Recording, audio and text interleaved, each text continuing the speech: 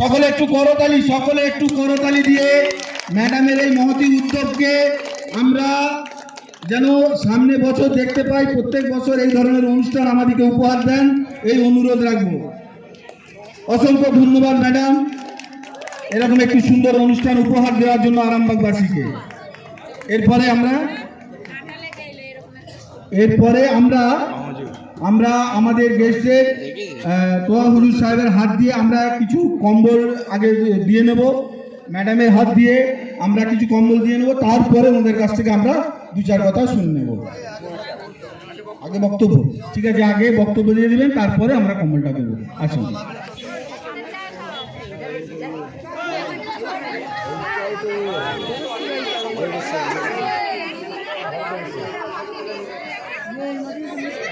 আসসালামু আলাইকুম।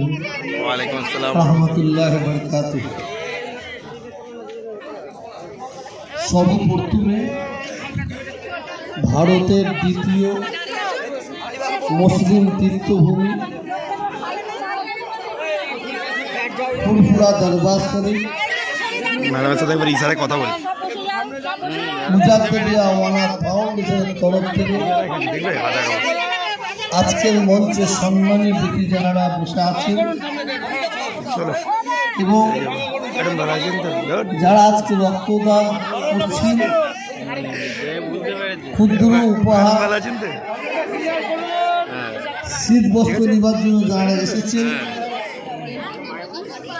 সকলকে আবার ভারতের দ্বিতীয় মুসলিম তীর্থভূমি ফুরফুরা দরবার শরীফ মুজাদ্দিদিয়া ওয়ানাথ ফাউন্ডেশনের তরফ থেকে প্রীতি, শুভেচ্ছা, ভালোবাসা সহ মুবারকবাদ জানাচ্ছি। দেখেন, আজকে আমার বিরাট একটা বড় প্রোগ্রাম আছে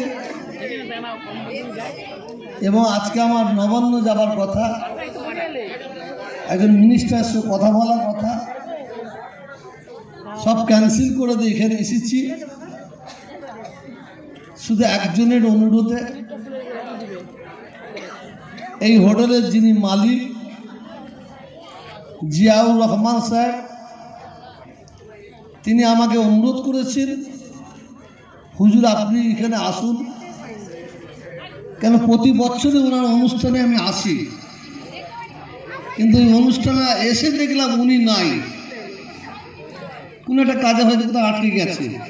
যদি আমি জানতাম উনি থাকবেন না, তাহলে আমি সব প্রোগ্রাম নষ্ট করে এখানে আসতাম না। যাক, এসে অন্তত আপনাদের ভালোবাসা পেয়েছি, বক্তব্য বহু শুনেছেন। আজকে এখানে যারা ক্ষুদ্র শীত বস্ত্র নেবার জন্য এসেছেন, আমি একটা ধর্মগুরু হিসাবে আমি দোয়া চাইব, প্রার্থনা করব, এই ভারতবর্ষে, এই বাংলায় হাজার হাজার কম্বল নিয়ে মানুষ বসে থাকবে, কম্বল লিবার, শীত বস্ত্র লিবার লোক যেন না থাকে, এই দোয়াটা করবো। কারণ আজকে আমরা অসহায়, হাত পেতে কম্বল দিচ্ছি, আমার মা বোন ভাইয়েরা, একদিন যেন মালিক আমাদের সকলকে ক্ষমতা দেন, আমরা কম্বল বিতরণ করব। এই বাংলা,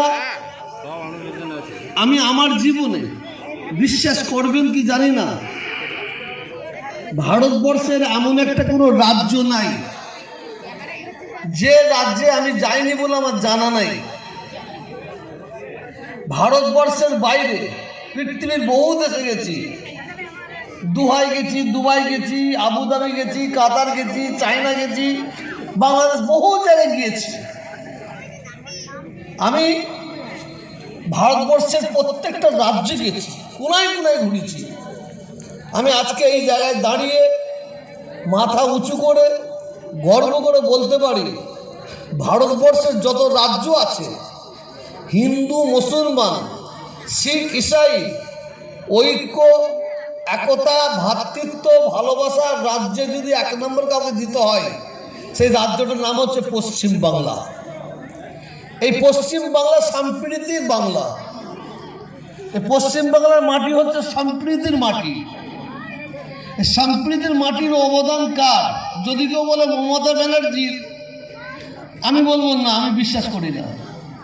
যদি কেউ বলে বুদ্ধদেব ভট্টাচার্য তানার, আমি বলবো না, আমি বিশ্বাস করি না।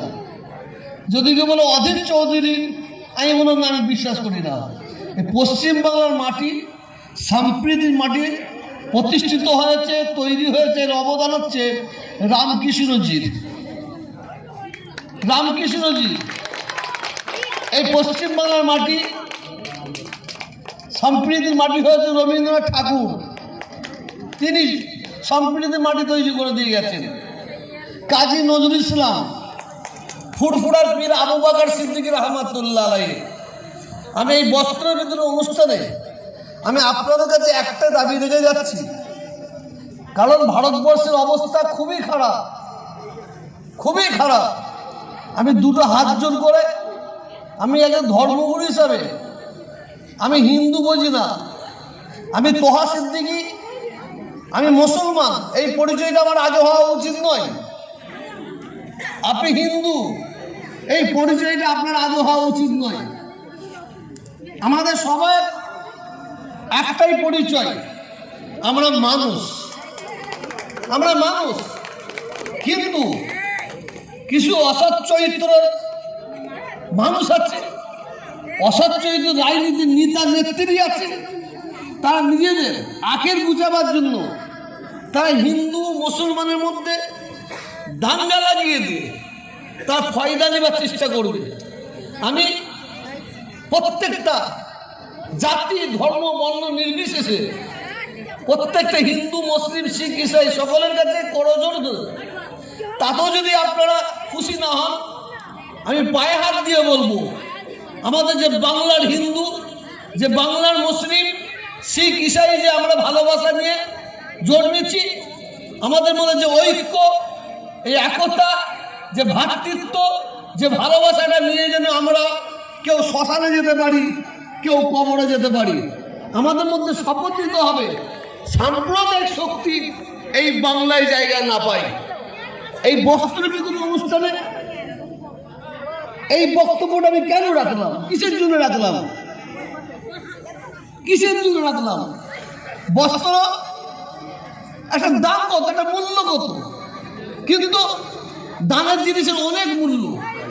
তথাপি এখানে সে বক্তব্য রাখলাম এই কারণে, আপনি মুসলমান, আপনি হিন্দু, এই পরিচয় দিয়ে আমাদের মধ্যে একটা ভেদাভেদ চক্রান্ত করছে।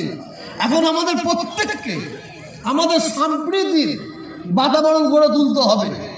আমি বারে বার বলছি, বিশেষ করে কিছু ইলেকট্রনিক মিডিয়া আছে, কিছু প্রিন্ট মিডিয়া আছে, তারা এমনভাবে কিছু খবরকে তারা উগ্রভাবে ছড়িয়ে দেয় যাতে হিন্দু মুসলমানের মধ্যে দাঙ্গাটা যাতে অতি তাড়াতাড়ি লেগে যায়। এই চক্রান্ত তারা করছে।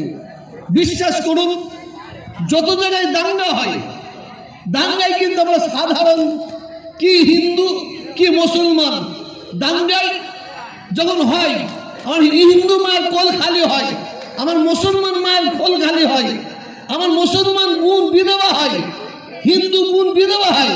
কিন্তু যারা দাঙ্গা লাগায় তাদের ছেলে মেয়ে মারা যায় না, তারা কিন্তু বিধবা হয়নি, তাদের কিন্তু বাচ্চারা অনাথ হয়নি। আমি এই পবিত্র অনুষ্ঠানে আমি আপনাদের সম্প্রীতি বার্তা দিলাম। ফুরফুরা শরীফ পীর আবু বকর সিদ্দিক রহমাতুল্লাহ আলাইহি, আমাদের ভারতের প্রথম মুসলিম তীর্থভূমি আজমির শরীফ, দ্বিতীয় হচ্ছে ফুরফুরা শরীফ। ফুরফুরা শরীফে আমরা মুজাদ্দিদ জামান পীর আবু বকর সিদ্দিক রহমাতুল্লাহ আলাইহি